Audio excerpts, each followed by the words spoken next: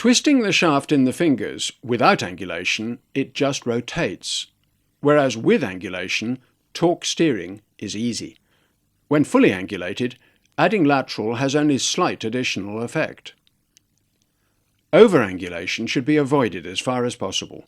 The walking stick handle effect simply pushes the loop in and doesn't slide around, whereas de-angulating allows the scope to slide around because there's less friction. Movement of the tip of the colonoscope depends on it being free and having space to move. If it's wedged against the surface or fixed by adhesions, the shaft moves but the tip doesn't. This is the problem in diverticular disease, especially where pericolic adhesions hold the tip and stop the endoscopist manoeuvring. One of the tricks is to torque or twist around bends, but also to torque shaft loops, which usually run clockwise up and over the pelvic brim. Anti-clockwise torque in most colons worsens the loop. If shaft torque in one direction is being used to control a loop, tip steering in the other direction must be by using the angulation controls, because torquing in the opposite direction lets the loop reform.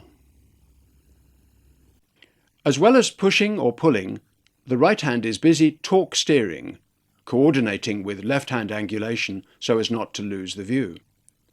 The rectum, which is capacious enough, is an ideal place to practice rotating the view.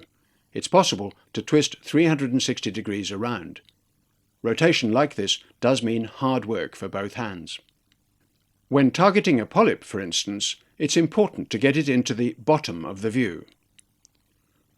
Shaft torque with control knob angulation allows accurate targeting and makes biopsy or destruction easy.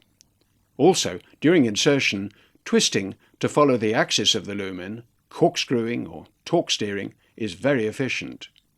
Avoid thrashing around with purposeless movements, and in particular, avoid redouts. Don't ever push with a redout like this. Sometimes the view may not be perfect. Here it's following the longitudinal bulge, up and under the fold. Push through for a few centimetres or a few seconds is then permissible until the view is regained. A perfect view isn't needed. Use enough air insufflation to see the lumen, but don't over-distend it. Steer over the top of any fluid pools, insufflating to create a space and pass through. Sometimes, if there are difficulties and a reasonable view isn't being obtained, it's quicker to change patient position. This will allow the air and the fluid to reposition to some extent. The lumen can be lost behind a fold.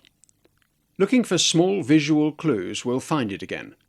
The centre of converging folds should be the lumen, the darkest side of the mucosal view should be nearest to the centre, and the darkest part of a fluid-filled colon should be where the lumen centre is. Close-up steering is helped by looking for curved arcs.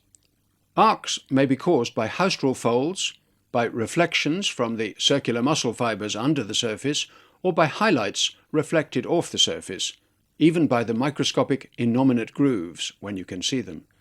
In large colons, a useful clue can also be one of the 3 longitudinal muscle bundles, or Tenea coli. If the view is lost, don't just move the angulation controls around randomly. That usually makes things worse, and you get more lost still. When lost, there's a 3-point action plan. Blow air, pull back slowly,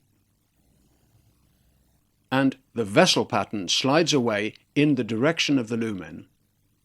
Keep steering movements slow and controlled. Follow the lumen only at the rate that you can steer, so that everything is smooth and most movements are a few degrees only. Some people, especially those with small hands, do use the right hand on the lateral angulation control when necessary, fixing the shaft by leaning on it with the thigh. Pull back frequently during insertion, especially when there's any unnecessary loop, the left hand angulating to keep the view up the centre. Use pullback movements combined with gentle torquing. Find the correct axis for each bend.